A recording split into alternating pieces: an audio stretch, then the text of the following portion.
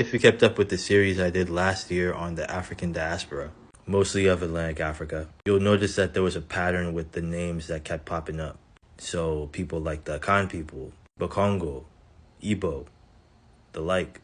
These ethnicities, tribes, however they're called, which in itself are weird terms that I kind of feel uncomfortable using due to it having a racist undertone. These were peoples who were largely involved in the globalization we know of today. I've attempted to group these peoples into regions that more or less make more sense in the political demarcations today, which more or less overlap with their neighbors.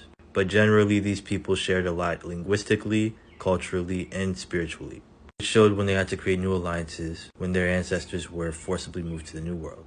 Where Europeans demarcated as Upper Guinea, and the Windward Coast, specifically the Liberian part, it was home to around 4 regions. The Serere of Tukulor region, Mande country, which was sparsely populated with Fula nomads, coastal Cephallus or Lilliputian statish peoples living along the coastline, and the Krupela and other indigenous peoples of today's Liberia. In the southern part of Cote d'Ivoire, which was the Cape Lahu part of the Windward Coast, and today's southern Ghana all the way up to Lake Volta, this region would be called the Kongwan country.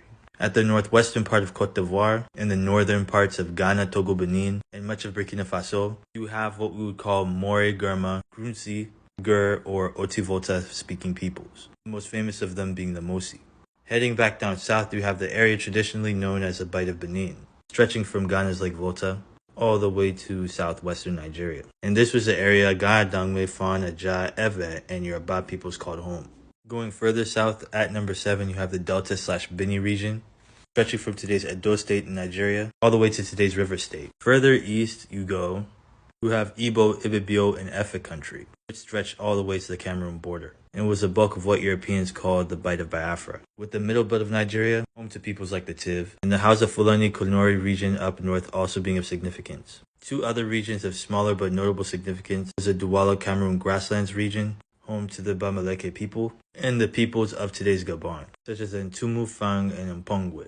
And lastly, we have the region Europeans like to call West Central Africa. This area was home to Bateke, Bakongo, and Bavili country, centered near the Congo River, Ambundu, Ovimbundu country, which stretched from Luanda to Benguela, and lastly, Lunda country, located in the hinterland of Angola and DRC, and home to the old Lunda kingdom. Stay tuned for more on these people and their globalization story.